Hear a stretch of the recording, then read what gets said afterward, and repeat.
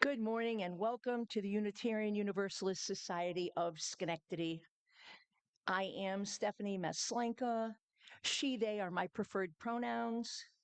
Today, with worship co-lead Tom Comparin, pronouns he, him, we welcome you. As we seek to understand the changes that seem to come from so many directions and the challenges that all these changes bring to us. May we focus on the constant of the chalice, that this is always here, the chalice that grounds and guides us. And now we settle more fully into our seats for our worship service. So we've made it to the end of June almost, June 29th. School is out. I guess finally for those who live or work in Schenectady. It seemed like the longest school year ever. The days are long and warm. The swimming pools have opened. The black flies are gone, hopefully. The beach beckons, the mountains, freedom, carefree idle time. The crossword puzzle and a second cup of coffee.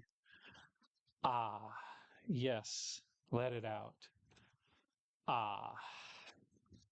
My school days are now long past, yet still the arrival of summer sparks within me a small transcendence. It's time to relax. At least it's the sanctioned time to relax. Actual results may vary. Yeah. Odd, isn't it, that a simple change of season, a cyclical change so often lived, can yet again stir us, can surprise us even. A blend of emotion and calendar and the scent of freshly mowed grass. What a wondrous gift it is to be surprised again, awakened again by the arrival of this old friend. June often brings a season of many celebrations, weddings, graduations, the start of summer, Father's Day, Flag Day, Juneteenth, and the end of the school year. Our son Will graduated from college last month, St. Lawrence University up in Canton, New York. Early that Sunday morning before the ceremony, the campus was quiet, just waking up. The academic year finished, the underclassmen gone, the campus itself winding down toward the skeletal summer mode. There was a stillness and emptiness to the place. Wow, I thought, this is likely the last time I'll ever see this campus. Did you celebrate any special events this spring? Weddings, graduations, retirements? Ah, change. The only constant in life is change. Isn't that what they say? Tearful goodbyes, endings, promises, opportunities unfolding, uncertainties lurking. I know, hold on, pages are sticky. Exuberant, joyful, tearful. A graduation ceremony can be all.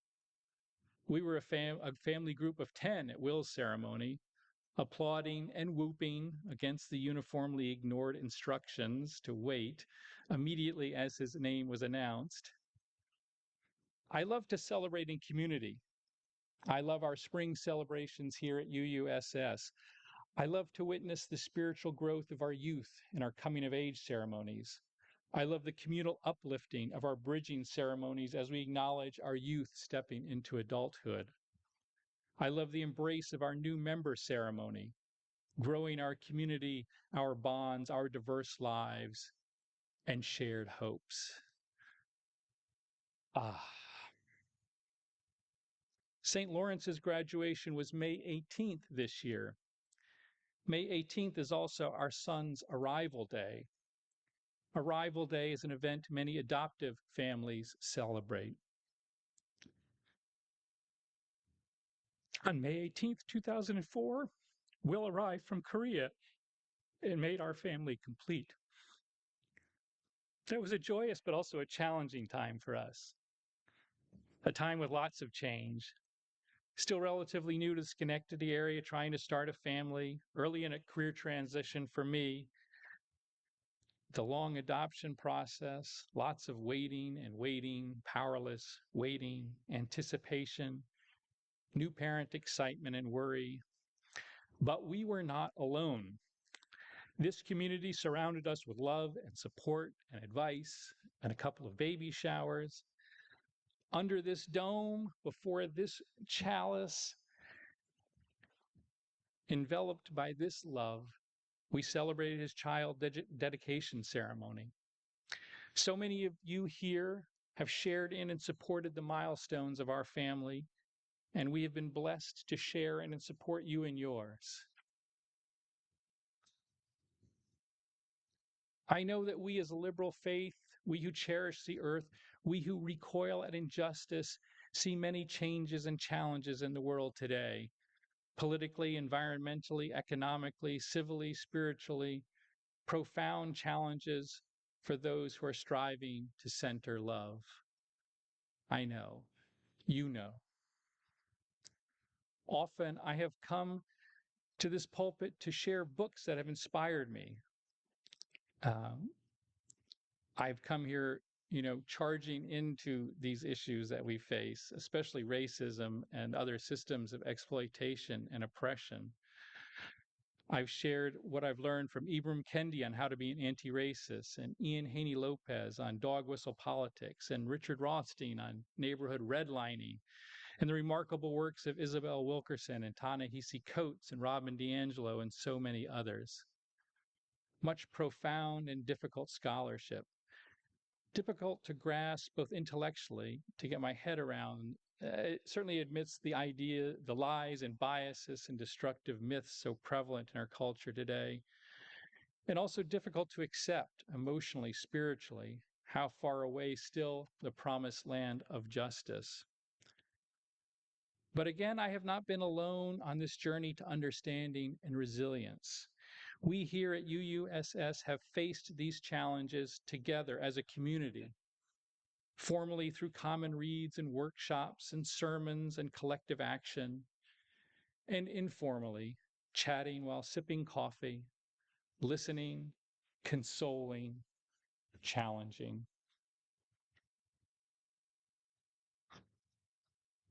I can't say this strongly enough. I would not be the person I am today without this church.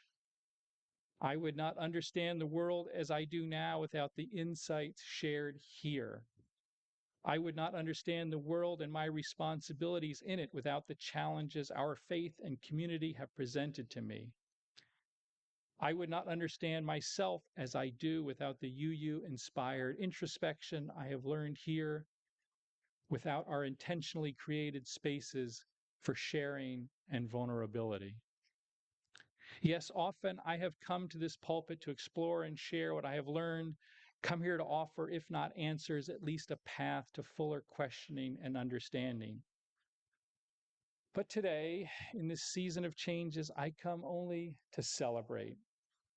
I come to celebrate a faith and a community that can acknowledge that the world is big and interconnected and complicated and confusing and sometimes terribly disappointing, yet still beautiful, still full of opportunity, still so fancy, still so full of love. The only constant in life is change, but allow me to testify to another constant. This place, this faith, this beloved community. It has been a constant for me. It will be here to support me, to support you, to shelter me, to shelter you. Let us be happy, so happy to be where we are, under this dome, before this chalice, together. Ah. In thinking about this month's theme, challenges, chalices, and change, I gave some thought to each of these individually. Challenges. Now, we are living in the most challenging time. It seems we talk about these challenges in our lives, our beliefs, our country, the world, a lot. quite a lot. Change? Change is ever present. It is a part of life. Everything changes. The seasons, the time, life, as Tom so eloquently shared in his reflection. Change is constant. Some change is cyclical, some linear. Then I reflected on the chalice. This chalice in particular, our chalice, a lovely, simple orb that sits in the center of our worship. I imagine that when we think of the chalice, we think of the flame. Most every time we gather, we light the chalice. We are invited to gaze into the flame during times of meditation and reflection. How does this chalice connect with challenges and change? I offer an invitation to think more deeply about the chalice.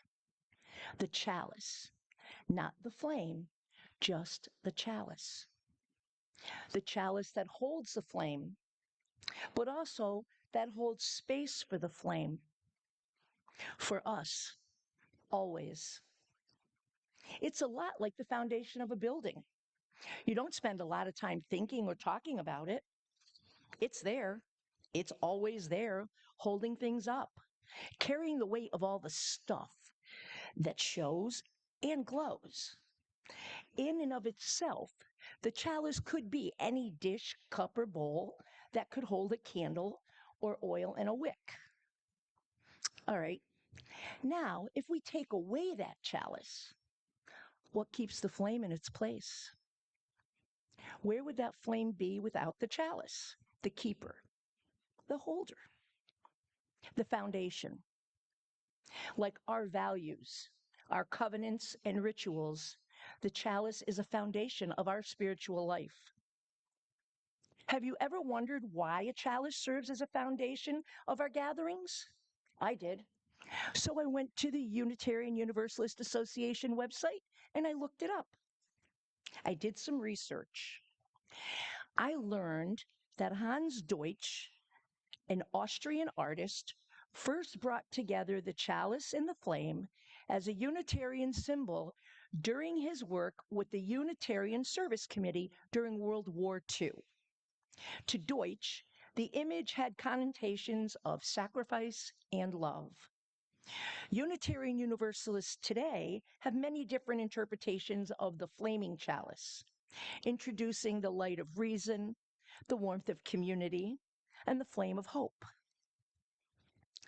The chalice, this chalice, is an anchor, a constant, dependable part of our spiritual rituals that we have come to expect. Perhaps take for granted the chalice will always be right there. Imagine coming into this space any given weekend, Sunday morning, and there's no chalice.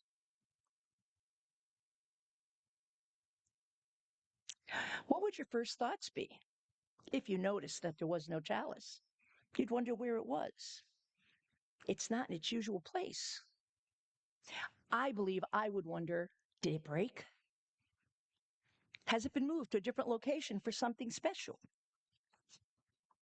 Perhaps I would ask others if they knew where it was. It has to be here, or a different one in its place.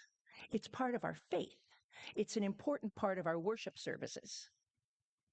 For me, the chalice holds much more than the rituals that begin and end our services and gatherings. The chalice shares in our stories, is part of our grief and joys, accompanies our celebrations. The chalice gives a feeling of being rooted, connected to this space. This connection reminds you that you are a part of something much bigger. It keeps you rooted in the past and present, connecting you to this space, to this kindred spirituality, to one another. So there's the connection. During times of change, when we are faced with challenges, we always have the chalice to focus on together, to call us together, a constant reminder that even when we extinguish the flame, The light of truth, the warmth of community, and the fire of commitment truly remain in our hearts. No matter what change or challenge may bring, from one week to the next, we can always return to our faith, worship, and kindle the chalice. Our benediction. Let hope guide, illuminating like the flame of our chalice, reminding that even in darkness, light is possible. Carry this hope, allowing it to fuel actions and inspire spreading positivity and kindness. Trust that with each challenge, the strength to overcome and create a better tomorrow exists, with love always at the center.